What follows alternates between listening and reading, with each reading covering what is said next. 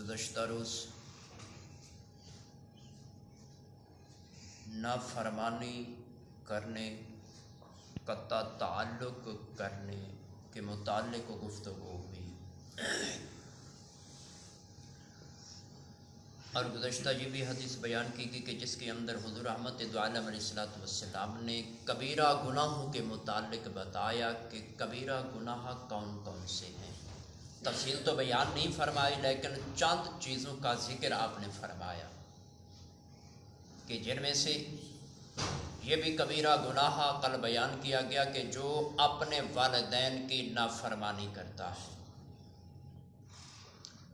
یا جھوٹی قسمیں اٹھاتا ہے، تو جھوٹی قسمیں اٹھانا بھی گناہ کبیرہ میں سے ایک گناہ ہے۔ اللہ تو حضرت سیدنا عبداللہ بن عمرو بن عاص رضی اللہ تعالیٰ عنہ فرماتے ہیں کہ حضور رحمت دو عالم صلی اللہ تعالیٰ علیہ وسلم نے ارشاد فرمایا کہ یہ بھی کبیرہ گناہوں میں سے ایک کبیرہ گناہ ہے کہ جو اپنے والدین کو گالی دے۔ اللہ اکبر، استغفر۔ صحابہ کرام رضوان اللہ تعالی علیہم اجمعین نے عرض کیا کہ یا رسول اللہ، کیا کوئی اپنے والدین کو گالی دے سکتا ہے؟ تو حضور رحمت دو عالم علیہ السلام نے ارشاد فرمایا کہ ہاں۔ صحابہ نے عرض کیا کہ یا رسول اللہ وہ کیسے؟ حضور رحمت دو عالم علیہ السلام نے ارشاد فرمایا کہ دیکھو، یسب ابا الرجل فیسب اباہ، نبی کریم علیہ السلام نے ارشاد فرمایا کہ جب کوئی کسی کو باپ کی گالی دیتا ہے یا کوئی کسی کو ماں کی گالی دیتا ہے تو آگے سے وہ اس کے جواب کے اندر اس کو ماں کی یا باپ کی گالی دیتا ہے تو یوں سمجھ لو کہ یہ اپنے والدین کو گالی دے رہا ہے۔ اللہ اکبر، استغفر اللہ۔ لیکن آج یہ رواج بن چکا ہے ہمارا کہ ہم السلام علیکم کہنا گوارا نہیں کرتے، اچھی بات کہنا گوارا نہیں کرتے، لیکن جب ہم کسی سے ملتے ہیں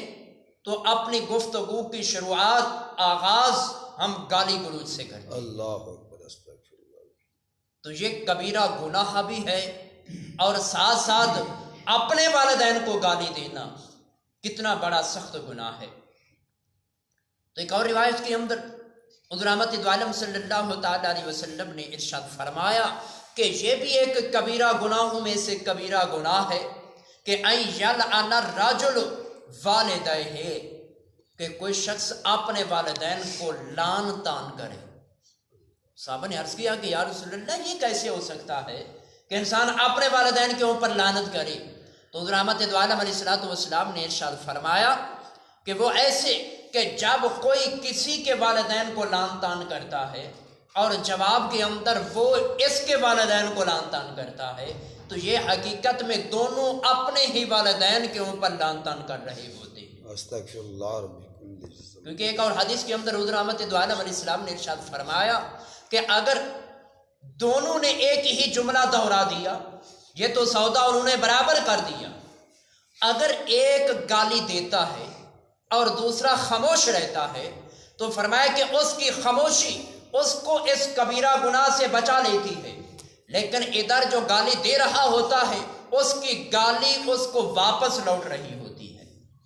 یعنی کہ اگر کسی کو ماں کی گالی دیتا ہے، آگے سے وہ خاموش رہتا ہے تو یہ حقیقت کے اندر اپنی ماں کو گالی دے رہا ہوتا ہے۔ اللہ اگر کسی کو باپ کی گالی دیتا ہے یا کسی کو بہن کی گالی دیتا ہے یا کسی بھی رشتے کی کسی کو گالی دیتا ہے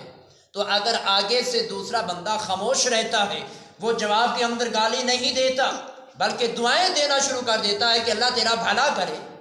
تو سمجھ لو کہ وہ تو اچھا کر رہا ہے لیکن ادھر یہ اپنے ہی رشتے کو گالی دے رہا ہے۔ اللہ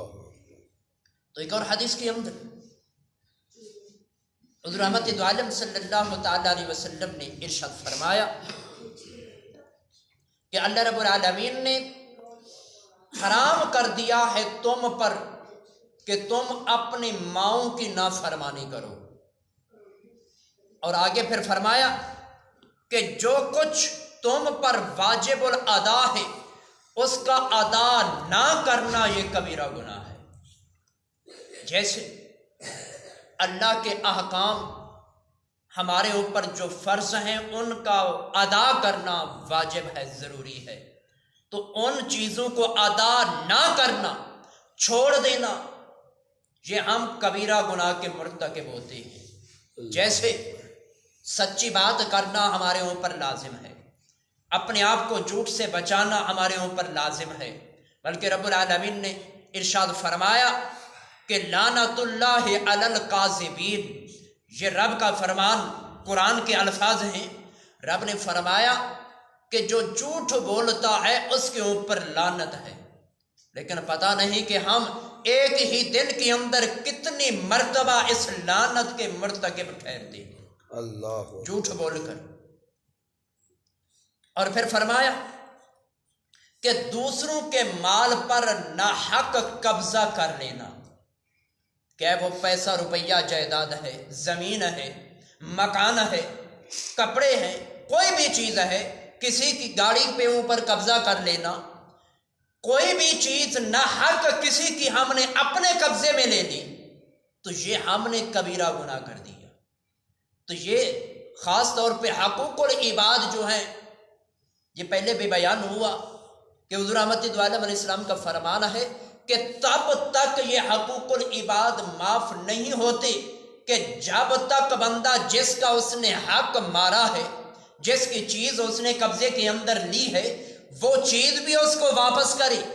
اور واپس کرنے کے بعد پھر اس سے معافی بھی مانگے، تو تب جا کر یہ حقوق العباد جو اس نے ضائع کیے تھے یہ تب جا کر اس کے ادا ہوں گے۔ لیکن ہم اپنی انا کے اندر آ کر ہم اس گناہ کی معافی طلب نہیں کرتے کہ میں فلاں کے پاس جا کر اس کے آگے ہاتھ جوڑوں، اس سے معافی مانگوں، میں اس کی چیز یہ واپس کروں۔ تو یہ میں نے شیطان کو بھی خراب کیا تھا،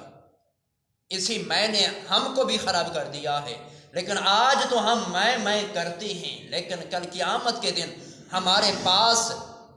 بغیر رسوائی کے اور کوئی راستہ نہیں ہوگا۔ اگر ہم قیامت کے دن کے اندر کامیابی چاہتے ہیں، وہاں کی رسوائی سے بچنا چاہتے ہیں،